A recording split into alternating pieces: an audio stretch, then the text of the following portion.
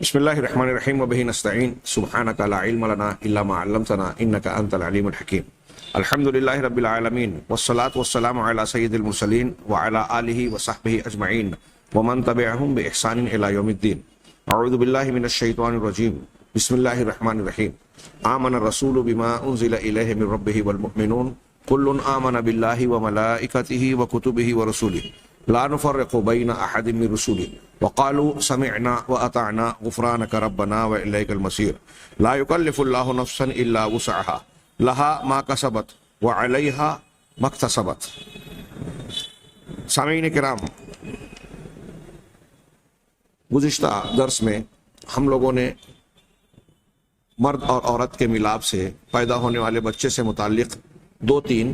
علمی معجزات سے متعلق گفتگو کی۔ اکٹھا تین پہلوؤں پر، لڑکا لڑکی کا پیدا ہونا، دونوں مرد اور عورت کا یا میاں اور بیوی میں سے کسی کی مشابہت کا ہونا، اور تیسرا بچے کے اندر وراثتی صفات کا پایا جانا۔ یہ تینوں چیزیں جس کو آج سائنس مان رہا ہے اور کافی حد تک اس کی تحقیق کر چکا ہے، وہ قرآن و حدیث میں اس کا جامع اشارہ موجود ہے 1400 سال پہلے، جس کا کوئی شخص بھی کوئی ہٹ دھرم ہی ہوگا جو علمی معجزہ ہونے کے اعتبار سے اس کا انکار کرے۔ چنانچہ نوع المولود کے تحت کشاف یہ ایک صاحب علم بیان کرتے ہیں کہ علم الوراثہ، جدید علم وراثت نے یہ بات ثابت کی ہے، مانا ہے کہ نومولود بچے کی جنس یہ اساسی طور پر، بنیادی طور پر اس حیوان منوی کے ذریعے سے متعین ہوتی ہے جو مرد سے نکلتا ہے، یا یوں کہیے کہ بچہ ہوگا یا بچی ہوگی، اس کا تعین حیوان سے، یعنی جو نطفے کی شکل میں ماں کے بطن تک جاتا ہے یا رحم تک جاتا ہے، وہ اساسی طور سے وہی یہ کردار ادا کرتا ہے۔ لا من البویضہ، بنیادی طور سے وہ انڈا یا بیضہ جو مادر رحم میں پیدا ہوتا ہے قدرتی طور سے، وہ بنیادی کردار ادا نہیں کرتا۔ سائنٹسٹ کہتے ہیں، لیب کے کسی آدمی سے آپ پوچھیں کہ یہ چیزیں کروموزوم کی شکل میں جو ہوتی ہیں، کروموزوم کے 22 یا 23 جوڑے ہوتے ہیں، اور یہ مرد اور عورت دونوں کے مادوں کے ملاپ سے بنتے ہیں۔ یہ کروموزوم جو ہوتے ہیں، جس کو جین کہا جاتا ہے، اس کے اندر کا جو خلیہ یا جو مادہ ہوتا ہے، اس کے اندر انسان کے پورے اوصاف ہوتے ہیں۔ آنکھ کیسی ہو، اس کا رنگ کیسا ہو، کان کیسا ہو، اس کا رنگ کیسا ہو، اور بال ہوں گے کہ نہیں ہوں گے، جلد کا رنگ کیا ہوگا، یہ کروموزومز میں یہ پروگرام ہوتے ہیں گویا قدرتی طور سے، اس کا مطالعے نے بتایا۔ تو اس میں لڑکا یا لڑکی حقیقت میں کون ہوگا، اس کا بنیادی انحصار جو ہے حیوان منوی پر ہوتا ہے، اور یہ حیوان منوی جو ہے باپ کی طرف سے نکلتا ہے، اور بیضہ اس کا بنیادی کردار نہیں نبھاتا، اگرچہ یہ بھی اثر ڈالتا ہے۔ کہہ رہے وَيَتَّفِقُ ذَلِكَ مَعَ سِيَاقِ الْآيَاتِ، یہ بات جسے جدید علم وراثت اور تحقیقات نے قبول کیا ہے، مانا ہے، ثابت کیا ہے، یہ قرآن کی آیات کے سیاق سے بالکل متفق ہوتا ہے، اس طور پر کہ یہ قرآن کے اس معجزے کا اس بات کر رہا ہے۔ یؤکد اعجازہا، اللہ تعالیٰ نے فرمایا الم یکو نطفۃ من منی یمنی، بہت غور سے سنیے گا،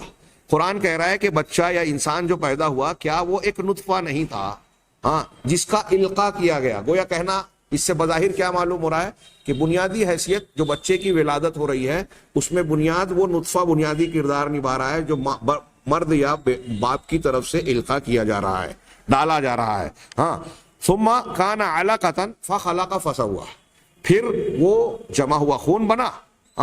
پھر اللہ نے اس کو ٹھیک ٹھاک انسان کی شکل دے کر پیدا کر دیا۔ فجعل، اب یہ ایک نطفہ تھا، انسان کی طرف سے ماں کے اس میں گیا، نطفہ ایک ہی قسم کا ہے، لیکن اس کو جب انسان بنایا فجعل منہ الزوجین، تو اس کو جوڑا بنایا، الذکر والانثی، لڑکا یا لڑکی، نر یا مادہ۔ یہ صرف انسانی بچوں میں نہیں، جانوروں میں بھی، حیوانات میں بھی یہی ہوتا ہے۔ تو ان میں سے دونوں کو ہم نے بنا دیا، نطفہ ایک ہی ہے، ایک ہی طرح کی چیز ہے، اور اس میں لڑکا اور لڑکی ہو رہی ہیں۔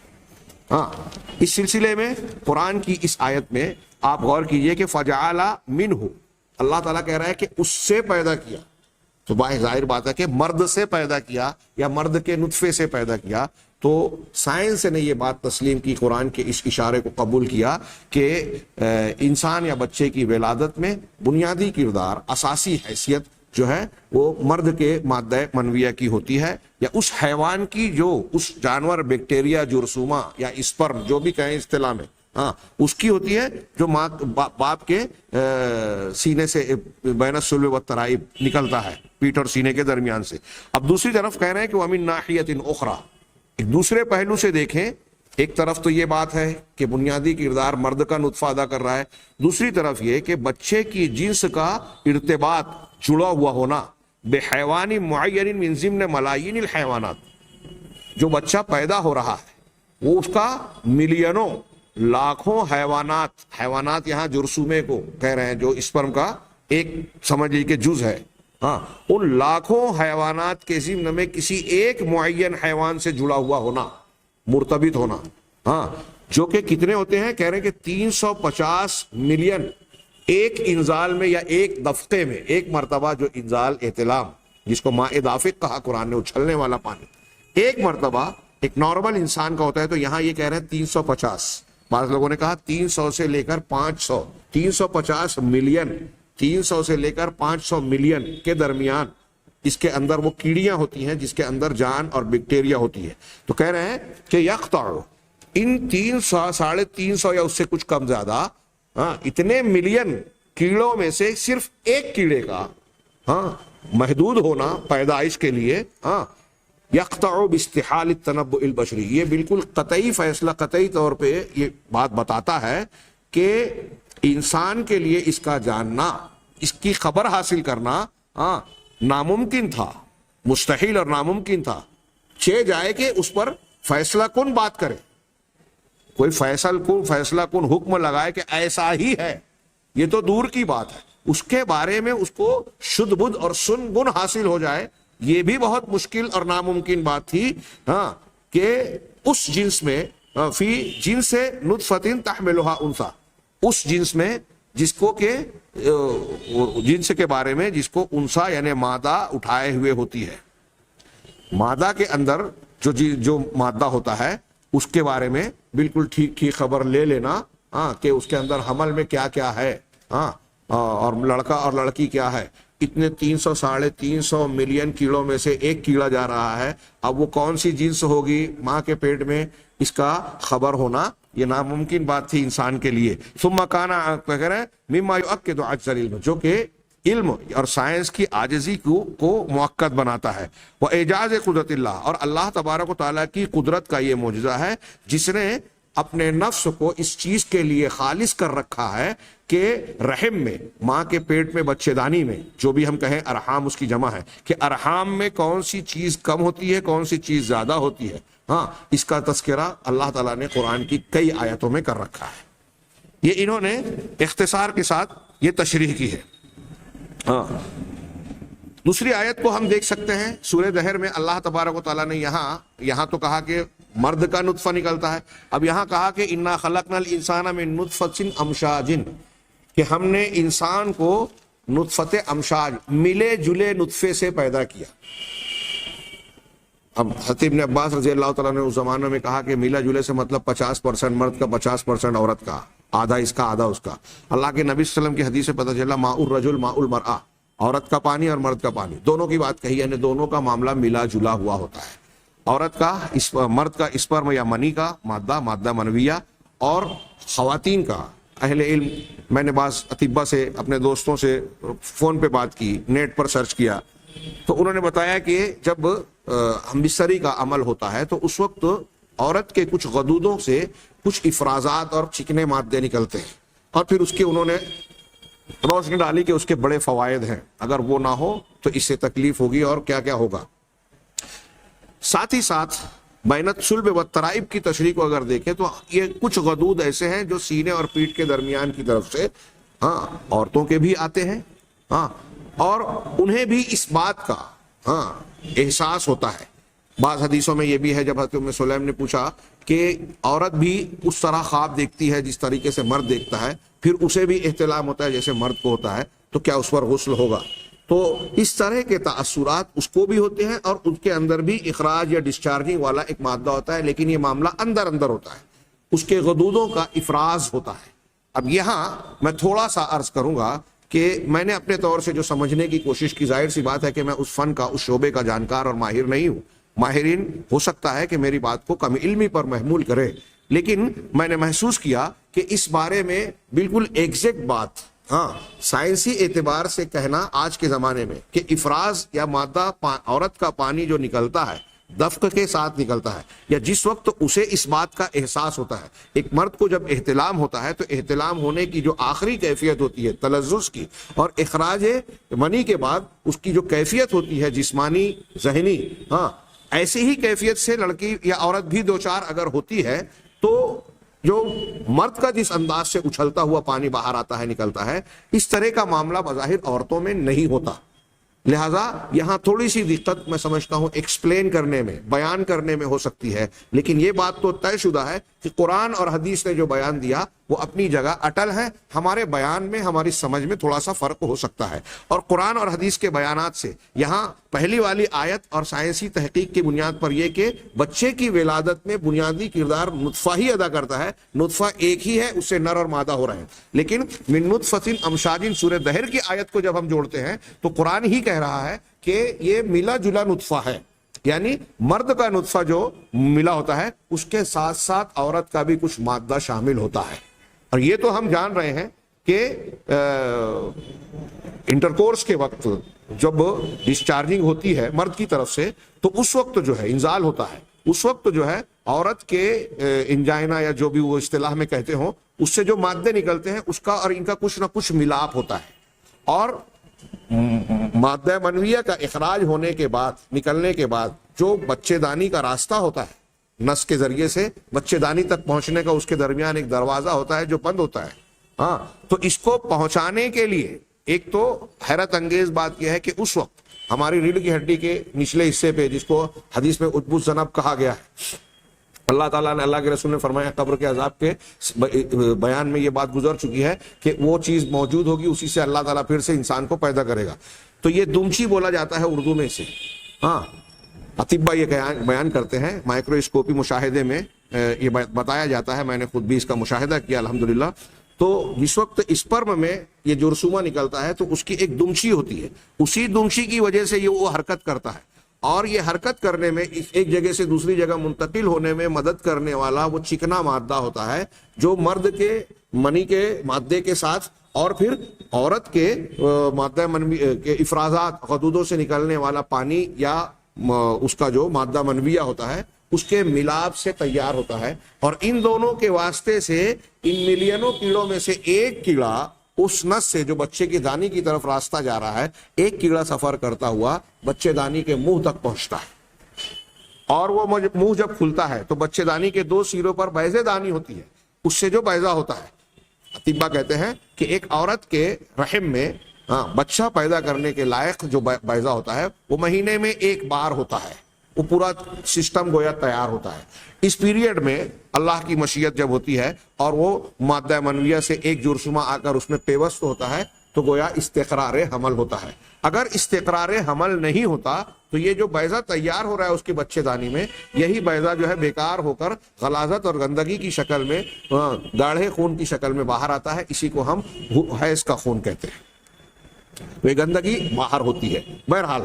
جب یہ مادہ منویہ جا کے وہاں اس بیضے میں پیوست ہوتا ہے تو پھر دونوں کا ملاپ ہوتا ہے۔ اب ہم نطفتن امشاجن اور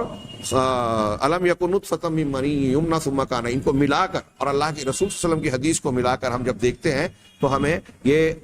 نظر آتا ہے کہ مادہ منویہ مرد کا بنیادی کام کرتا ہے، عورت کے بھی کچھ مواد اور اجزاء اس میں کسی نہ کسی طریقے سے معاون اور شامل ہوتے ہیں، اور جب جا کے یہ دونوں بیضے میں جا کر یہ پیوست ہوتا ہے تو سائنس والے بھی یہ کہتے ہیں کہ بیضے میں عورت کی خصوصیات موجود ہیں اور نطفے کے کیڑے میں مرد اور عورت دونوں کا کچھ نہ کچھ پہلو موجود ہے، چنانچہ اللہ تعالیٰ نے دونوں صفتیں رکھی ہیں۔ جیسے مثال کے طور پہ ہم مرد ہیں، مردوں کو بظاہر آپ دیکھیں کہ سینے پر جو ہمارے عورت کے پستان کے مقام پر ہمارے ہاں جو نشان ہوتا ہے، بظاہر اس کا کوئی استعمال مردوں کے لیے نہیں ہے لیکن قدرتی طور سے وہ موجود ہے۔ اصطلاح میں میڈیکل کی اصطلاح لڑکا اور لڑکی جو طے ہوتے ہیں تو استقرار حمل کے بعد فرٹیلائزیشن ملاپ کے بعد یا اخصاب کے بعد اس میں جو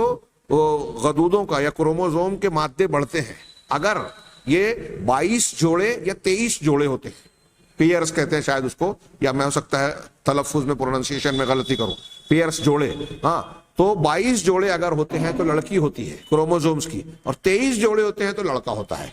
اصطلاح میں وہ کہتے ہیں کہ 22 جوڑے جب ہوں گے تو ڈبل ایکس ہوگا, اور 23 جوڑے ہوں گے تو ایکس وائی کہتے ہیں اس کو. تو کروموزوم کی نوعیت جب ایکس وائی کی ہوتی ہے تو لڑکا پیدا ہوتا ہے, اور ایکس ایکس کی ہوتی ہے تو لڑکی پیدا ہوتی ہے. یہ ایکس ایکس اور ایکس وائی کب ہوتا ہے؟ جب مرد کا مادہ منویہ غالب ہوتا ہے تو ایکس وائی ہوتا ہے, اور جب مرد کا جب 23 جوڑے ہو جاتے ہیں, اور جب عورت کا مادہ منویہ غالب ہوتا ہے ایکس ایکس, تو یہ لڑکی ہوتی ہے, ڈبل ایکس ہوتا ہے. اس میں یہاں یہ بھی وضاحت کر دوں, ہمارے یہاں کچھ لوگ سمجھتے ہیں کہ یہ عورت کی طاقت قوت یا اس کے اپنی مشیت یا اس کے فلاں اور فلاں چیز کا دخل ہے. اس میں انسان کی اپنی مشیت اور مرضی کا دخل نہیں ہے. جو لوگ اپنی بیٹی یا بہو کو اس بات کا الزام دیتے ہیں کہ ہم لڑکا چاہتے تھے اور تم نے لڑکی پیدا کی, اس لڑکی کا یا اس کے باپ کا کوئی اس میں ارادہ, مشیت اور چاہت شامل نہیں ہوتی کہ وہ لڑکا ہو یا لڑکی ہو. یہ قدرت کا نظام ہے. اور جیسا کہ انہوں نے کہا کہ 300-350 ملین اور اس سے زیادہ کی تعداد میں نکلنے والے کیڑوں میں سے ایک کیڑا جا رہا ہے. اب وہ کیڑا مرد کی خصوصیت 22 جو ہے کروموزوم کا جوڑوں کا حامل ہے, یا 23 کا, یا اور کوئی شکل, میری وضاحت میں اگر غلطی ہو رہی ہو یہ کسی کو نہیں پتا. یہ جو انہوں نے کہا میں اس کی روشنی میں یہ عرض کر رہا ہوں بات کو. بہرحال اس تناظر میں ہم ایک تفسیر کی صراحت پر شیخ محمد علی الصابونی صاحب نے اس سلسلے میں میرے بڑے تلاش کرنے کے بعد, مفسرین میں سے کئی تفاسیر دیکھنے کے بعد اس تفسیر میں تھوڑی سی وضاحت ملی, جس میں انہوں نے سائنسی اعتبار سے بھی اس آیت پر, سورہ طارق کی آیت پر غور کیا. کہتے ہیں فَلْيَنْظُرِ الْإِنسَانُ مِمَّا خُلِقَ مِن مَاءٍ دَافِقٍ. ہاں, ترجمہ ہم جان چکے ہیں کہ انسان کو دیکھنا چاہیے کہ وہ کس چیز سے پیدا کیا, اپنے آپ پر غور کرے. قیامت کا اس بات کرتے ہوئے, اللہ نے اپنی قدرت باہرہ کا تذکرہ کرتے ہوئے اس چھوٹی سی سورہ میں, سورہ طارق میں, آسمانوں کا اور کائنات کا کی مثال دی کہ اس پر غور کرو, پھر اپنے آپ پر غور کرو کہ تم کس سے پیدا ہوئے ہو. فَلْيَنْظُرِ الْإِنسَانُ مِمَّا خُلِقَ مِن مَاءٍ دَافِقٍ. آگے تشریحاً شیخ کہتے ہیں کہ انسان کو چاہیے کہ وہ غور فکر کی اور عبرت کی نگاہ سے دیکھے اپنی پیدائش کی اصل میں کہ اس کو اللہ تعالیٰ نے کس چیز سے پیدا کیا, تاکہ جب وہ یہ غور کرے گا تو اللہ تعالیٰ کی, اپنے خالق کی عظمت کو اور اس کی تکوین کی قدرت اور صلاحیت کو, اس کی ابداع کو, انوکھے پن کو ضرور جانے گا کہ وہ انسان جو ہے ایک آدمی سے اچھل کر نکلنے والے پانی سے پیدا ہوا, اور یہ پانی ماء المرأہ عورت کے پانی سے مل جاتا ہے. یہاں دیکھیے انہوں نے بڑی اچھی طرح سے تشریح کرتے ہوئے یہ کہا, جب ماء المرأہ کا لفظ استعمال کیا جس کا تذکرہ حدیث میں ہے کہ عورت کا پانی جب غالب آتا ہے, اور سائنسی اعتبار سے جب لوگوں کو دقت اور پیچیدگی پیش آ رہی ہے کہ عورت کا پانی تو اس طرح سے نہیں ہوتا جیسے آدمی کا, میڈیکل لائن کے لوگوں کے یہاں یہ تعجب کی بات ہے. انہوں نے ماء المرأہ کہتے ہوئے قوس میں لکھ دیا کہ البویضۃ الانثویہ, کہ عورت کا جو بیضہ ہوتا ہے اسی کو انہوں نے کہا, گویا یہ کہنا چاہتے ہیں شیخ محمد علی الصابونی کہ جو بیضہ ہوتا ہے وہی عورت کا پانی ہوتا ہے. ہاں, لیکن ظاہر سی بات ہے کہ اس میں اور احتلام کی شکل, جب بیضہ ہوتا ہے تو بچے دانی میں ہوتا ہے, لیکن یہ بات طے ہے کہ عورت کو بھی اخراج یا افراز کا احساس ہوتا ہے, ہاں, وہ احتلام کی شکل میں یا میاں بیوی کے ملاپ کے وقت کی شکل میں. تو بہرحال عورت کا بیضہ تو ہوتا ہے, اور بیضے کی جو شکل صورت ہوتی ہے اس میں عورت کے اپنے مادی, اپنے جسمانی خواص یقیناً قدرت کی طرف سے ودیت اور اس کا حصہ رہتے ہوں گے, تاکہ اللہ تبارک نے کہا کہ تفسیر کہہ رہے ہیں کہ کس طریقے سے آدمی کا پانی عورت کے پانی یعنی عورت کے بیضے سے ملتا ہے, لِيَخْرُجَ مِنْهُمَا هَذَا الْمَخْلُوقُ, تاکہ اس کے ذریعے سے اللہ تعالیٰ اس عجیب و غریب مخلوق کو پیدا کرے. کون سے یہ پانی کون سا ہوتا ہے؟ یخرج من بین الصلب والترائب,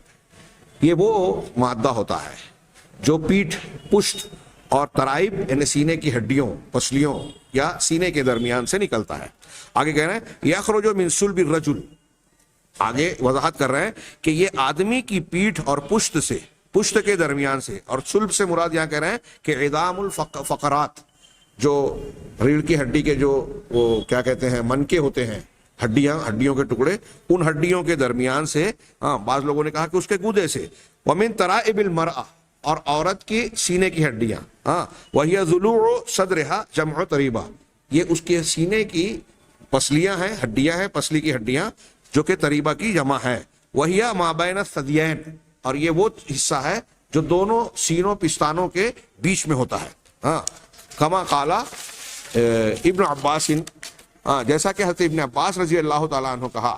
اب دیکھیے یہ انہوں نے مرد اور عورت کے درمیان کہا، میں نے اس کا تذکرہ کیا، کیلانی صاحب کہہ رہے ہیں کہ یہ خیال درست نہیں معلوم ہوتا، دونوں کا معاملہ ہوتا ہے، جو بھی ہو۔ یہاں بعض مفسرین نے یہ کہا کہ پیٹھ مردوں کی اور سینہ عورتوں کا، اور دوسرے کہتے ہیں کہ دونوں کے درمیان والا ہی معاملہ ہوتا ہے اور غدود ان کے درمیان میں ہوتے ہیں۔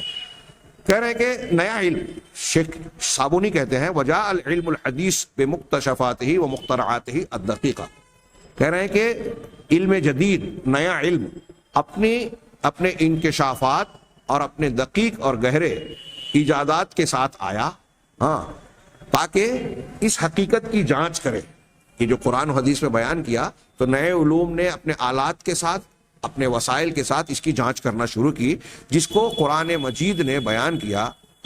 ہے، جس کو قرآن مجید نے بیان کیا ہے۔ چنانچہ نتیجے میں علم حدیث نے، یعنی جدید علم نے یہ بات بے نقاب کی قبول کیا کہ پیٹھ کی ہڈیاں، جو پیٹھ کی ہڈیاں ہوتی ہیں، یہ یہاں مرد کا پانی بنتا ہے، اور سینے کی ہڈیاں جو اوپری سطح کی ہوتی ہیں اس میں عورت کا پانی، اور جنسی ملاقات کے وقت، جنسی ملاپ کے وقت یہ منی قوت اور شدت کے ساتھ اچھلتی ہوئے نکلتی ہے، من ویلتقی مع البویضۃ الانثویہ، اور جا کر یہ مادہ منویہ جو ہے عورت کے بویضہ، یہ بیضہ کی تصغیر کہ بیضے سے جا کر ملتی ہے، تاکہ وہ ایک محفوظ مقام میں جا کر قرار پکڑ لے وے، فی قرار مکین جو قرآن نے کہا۔ اور یہ قرار مکین کیا ہے؟ یہ ماں کی رحم یا بچے دانی۔ لیکن انسان کو ایک حقیر نطفے سے پیدا کیا گیا، یہ معجزات میں سے ایک بڑا معجزہ اور عجیب و غریب، انتہائی تعجب خیز باتوں میں سے انتہائی عجیب بات ہے۔ چنانچہ یہ دفق سے نکلنے والا، مرد کی پیٹھ سے نکلنے والا آدمی، ان کی اپنی ادبی انداز کی تعبیر ہے، کہتے ہیں کہ یہ اپنے ساتھ سیل لشکر جرار لے کر نکلتا ہے، بہت بڑی فوج لے کر نکلتا ہے، جو کہ بہادروں کی ایک بڑی ٹیم پر، بڑی تعداد پر مشتمل ہوتی ہے، جس کو علماء اجنہ، یعنی جنین کے علم رکھنے والے حیوانات منویہ کا نام دیتے ہیں، جس کو ہم اصطلاحاً یا میڈیکل والے کیا اسپرم اور دوسرے نام دیتے ہیں۔ وفی دفقۃ الواحدہ، ایک ہی مرتبہ کے دفقے میں، ایک مرتبہ کے انزال میں، کہہ رہے ہیں کہ اتنے کیڑے نکلتے ہیں یہ حیوانات منویہ، جو 4 ملین حیوان منوی سے بھی زیادہ ہوتے ہیں۔ میرا خیال ہے یہ 400 کہنا چاہتے تھے، یہاں 4 چھپا ہے، 4 ملاین، 4 ملینوں سے زیادہ ہوتا ہے، 400 ملین سے زیادہ ہوتا ہے۔ یہ تعداد کے بارے میں بار بار گزرے کہ 300 سے 500 ملین کے درمیان ہوتا ہے، جو کہ یہجمون ہجوم الابطال، یہ اس طریقے سے نکلتے ہیں کہ گویا بہادروں کی طرح حملہ آور ہو رہے ہیں عورت کے بیضے پر، جو کہ عورت کے سینے کی ہڈیوں کے درمیان سے نکل رہے ہیں اور رحم مادر میں جا کر مستقر استقرار پاتے ہیں۔ گویا یہ بھی کہنا چاہ رہے ہیں کہ جو بیضہ تشکیل پاتا ہے وہ دراصل عورت کے سینے کی ہڈیوں سے، یا ہم جو کیلانی صاحب کی بات تفسیر کو مانے تو پشت اور سینے کی ہڈیوں کے درمیان سے عورت کو بھی وہ مادہ نکلتا ہے، اور گویا وہ بیضے کی شکل اختیار کرتا ہے، یا بیضے کو تقویت دیتا ہے، یا جو بھی تشریح ہو، جس کی کچھ تشریحات ہو سکتا ہے کہ آئندہ واضح ہو سکے۔ کہہ رہے ہیں وَتَقَبَّلَهُ عَرِيسًا لَهَا، تقبلہ عریسا لہا۔ اب یہاں انہوں نے گویا ایک ادبی انداز اختیار کیا، ذرا سا عجیب سا معلوم ہوتا ہے کہ قرآن کی تشریح اور تفسیر میں، کہ اب یہ بیضہ جو ہے وہ اس مادے سے جو نکلتا ہے، مادہ منویہ سے کیڑا، اس کی دلہن بن جاتا ہے، جوڑا بن جاتا ہے۔ وَتَغْلَقُ عَلَيْهِ بَابُ الرَّحْمِ، اب وہاں جو ہے رحم کا دروازہ بند ہو جاتا ہے۔ دیکھیے نظام ہے، اور یہ سائنس بھی مانتی ہے، یہ اسی کو بیان کر رہے ہیں کہ بچے دانی کا دروازہ، اب جب جا کے یہ کیڑا وہاں پیوست ہوا تو وہ دروازہ بند ہوگا۔ وَيَبْدَأُ عِنْدَهَا شَهْرُ الْعَسْلِ، شہد والا مہینہ اب یہاں سے شروع ہو گیا. میرا خیال ہے کہ اس کا جو اصطلاحی ترجمہ کریں گے وہ ہنی مون, میٹھا مہینہ. ثم پھر ایک کیڑے جانے کے بعد باقی اشاک کو جو ملايين کی, ملینوں کی تعداد میں, لاکھوں کی تعداد میں ہے, وہ کھدیڑ دیا جاتا ہے, جو کہ رحم کے باہر ہی موت کا شکار ہو جاتے ہیں. کہتے ہیں کہ 48 گھنٹہ یا اس سے کچھ کم و بیش اتنے گھنٹوں تک جب منی کا انزال ہوتا ہے تو وہ کیڑیاں اتنے گھنٹوں 48 گھنٹے تک یا اس سے کچھ کم و بیش زندہ رہتی ہیں. اس کے بعد وہ خود بخود مر جاتی ہیں. وَتَبْدَأُ الرِّحْلَةُ الْعَجِيبَةُ, اب یہاں سے ایک عجیب و غریب سفر شروع ہوتا ہے. چنانچہ اس ایک خلیے سے فَيَتَكَوَّنُ مِنْهَا خَلْيَةٌ وَاحِدَةٌ مُلَقَّحَةٌ, کہہ رہے ہیں اس سے ایک خلیہ جو القاح ڈالا گیا ہے, وہ اس سے گویا وجود پاتا ہے. پھر اس کے اندر مستقل طور پر مختلف خلیوں کی تقسیم اور اضافہ شروع ہوتا ہے. اور یہی خلیے دونوں بیضہ اور اسپرم کا کیڑا, یہ جب دونوں ملتے ہیں تو ان دونوں کے ملاپ کے بعد مستقل افزائش اور نشو و نما ہونا شروع ہوتی ہے. اور یہیں سے انسان کے جسم کے ہیکل کی تعمیر شروع ہو جاتی ہے, تعمیر ہوتی جاتی ہے. گویا کہ کوئی ایجاد کرنے والی مدبر عقل ہے جو کہ اس تعمیر کو اور اس عظیم الشان بناوٹ کو آخری انجام تک پہنچانے کے لیے کام کر رہی ہے. یہ دونوں ملنے کے بعد کس شکل میں تھے ہم علم الجنین کے سلسلے میں پڑھ چکے ہیں کہ پانی کا ایک قطرہ, اس سے ایک کیڑا نکل رہا ہے. اور پھر پیدا ہونے والا انسان وہ کس شکل کا ہے, اس کے ہر مرحلے میں ایک نئی تخلیق اور نئی زندگی ہے. تو کس طریقے سے یہ خلیات اب بڑھنا شروع ہو رہے ہیں, افزائش پا رہے ہیں. کروموزوم اس میں ہوتے ہیں اور پھر ان میں خلیات میں اضافہ در اضافہ ہونا شروع ہوتا ہے اور مختلف جسم اور ڈھانچے کی شکل بنتی چلی جاتی ہے. انسان کا ڈھانچہ بنتا ہے. ایک ماہر اللہ تبارک و تعالیٰ کی ربوبیت, انتہا درجے کے کامل انجینئر کی طرح یہاں انسان کے جسم کو, اس کے اعضاء اور پارٹس کو اور ہر ایک چیز کو اس کو مقرر کرتے جاتی ہے, بناتی جاتی ہے. اور ہر چیز اپنی خاص جگہ پر ہے. کبھی ایسا نہیں ہوتا الا ماشاء اللہ, وہ قابل ذکر نہیں ہوگا کہ جو انسان کی ناک کا مقام ہے وہاں کچھ اور ہو, ناک پیچھے کی طرف ہو. آنکھ کا جو مقام ہے وہ یہاں نہ ہو, سر میں نہ ہو, بلکہ گھٹنے یا پیر میں چلی جائے, یا اعضاء کا کچھ اس طرح رد و بدل ہو جائے. یہ ایک مقررہ نظام ہے. اس نظام کے تحت یہ بڑھنے والے خلیات اپنی اپنی جگہ ایک ماہر انجینئر کی طرح جو ہے بنتے کے کام کی طرح تشکیل پاتے جاتے ہیں. لہذا عمارت الانسان, اس انسانی عمارت کی تعمیر میں فہذہ خلایا, چنانچہ یہ جو خلیے ہیں یہ للجہاز العظمی, کہہ رہے ہیں کہ یہ بڑے عظیم الشان سامان ہے. اور یہ معاف کیجئے گا کہ للجہاز العظمی, یہ خلیہ, اب خلیے جو بنتے جا رہے ہیں تو یہ خلیے ہڈی کے لیے ہیں, یہ خلیے تنفس کے آلات کے لیے ہیں, سانس لینے کے آرگنز کے لیے ہیں, یہ خلیے ہضم کے کام کرنے کے لیے ہیں, یہ خلیے جو ہے اعصاب اور عصبی کاموں کو انجام دینے کے لیے ہیں. وکل, اور ہر خلیہ جو ہے یہ اکٹھا ہوتا ہے جو اپنے دقیق مخصوص کاموں کو انجام دینا شروع کر دیتا ہے. سوچئے کہ یہ خلیات بن رہے ہیں, ان خلیوں میں سے کوئی ہڈی بنتا ہے, کوئی آنکھ کا حصہ بنتا ہے, کوئی نظام کے کام بنتا ہے, کوئی نسوں اور رگوں کے اندر کام کرنے والا بنتا ہے. ہر ایک اپنے اپنے دقیق کاموں پر معمور ہوتا ہے. فالخلایا المکلفہ بالعین, چنانچہ وہ خلیے جو آنکھ پر مکلف ہوتے ہیں یہ جانتے ہیں کہ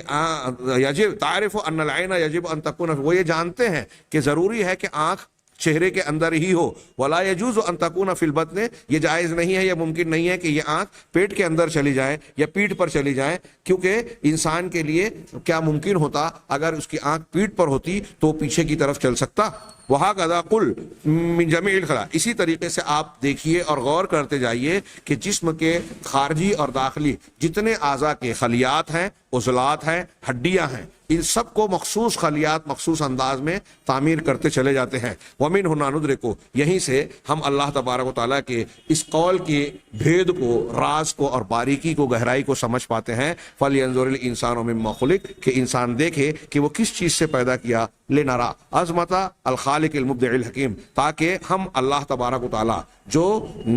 عدم سے وجود دینے والا نرالا ہے, حکمت والی ذات ہے, علم والی اور قدرت والی ذات ہے, اس کی تخلیق کی اور اس کی عظمت کی گویا حقیقت کو کسی حد تک ہم جان سکے. انظر, اب آگے کہا انہوں نے کہ رحلت الانسان فی جسم رحلت الایمان فی جسم الانسان, کہ انسان کے جسم میں ایمان کی کا سفر, یہ ایک کتاب کا نام ہے. کہا کہ ڈاکٹر حامد احمد کی اس کتاب کو آپ دیکھیں، غور کیجئے، اس میں یہ آپ کو تفصیلات نظر آئے گی۔ آپ غور کیجئے کہ قرآن اور حدیث کی یہ نصوص اور بعض تصریحات جو ہم نے پیش کی، اس میں یہ معلوم پڑتا ہے کہ 1400 سال پہلے قرآن نے اور اللہ کے نبی جناب محمد رسول اللہ صلی اللہ علیہ وسلم جو ایک نبی امی تھے، یہ دنیا کو یہ بتایا تھا کہ مرد اور عورت میں جب ملاپ ہوتا ہے تو بچہ کیوں ہوتا ہے، بچی کیوں ہوتی ہے، مادہ منویہ کس مقام سے نکلتا ہے، ددیحال یا ننیحال کی جو وراثتی خصوصیات آتی ہیں، بعض بیماریوں کی شکل میں آج کل اس کا مطالعہ بڑی تیزی سے آ رہا ہے کہ کون کون سی بیماریاں وراثت سے بچوں کو ملتی ہے۔ ابھی ہم اس پر شاید انشاءاللہ آگے گفتگو کریں گے ہلکا پھلکا۔ تو یہ آپ غور کیجئے کہ اللہ تعالیٰ نے یہ اشارے بیان فرمائے۔ یہ کیا کوئی معمولی بات ہے؟ یہ غیر معمولی بات ہے۔ 1400 سال پہلے، کیا 100 سال پہلے، 200 سال پہلے ان باتوں کا انسان کو اچھی طریقے سے جان لینا ناممکن تھا، جبکہ 1400 سال پہلے ایک شخص بتا رہا ہے، جو ایک شخص کے نہیں اس وقت پوری دنیا کے انسانوں کے لیے جان لینا، مان لینا اور حتمی طور سے بیان کرنا ممکن نہیں تھا۔ ایسا اللہ کے نبی صلی اللہ علیہ وسلم اور قرآن میں جب موجود ہے تو کیا یہ چیختا چلاتا ثبوت اور روشن دلیل اس بات پر نہیں ہے کہ محمد صلی اللہ علیہ وسلم سچے رسول ہیں؟ کاش ہم مسلمان ان حقائق کو دنیا کفر کے سامنے مؤثر اور مدلل انداز میں پیش کریں تو ایک بہت بڑا طبقہ ہے جو اللہ کے نبی صلی اللہ علیہ وسلم کو نبی برحق مان پر کلمہ اسلام کو قبول کر لے۔ اللہ تعالیٰ ہمیں صحیح باتوں کی توفیق عطا فرمائے۔ وآخر دعوانا ان الحمد للہ رب العالمین۔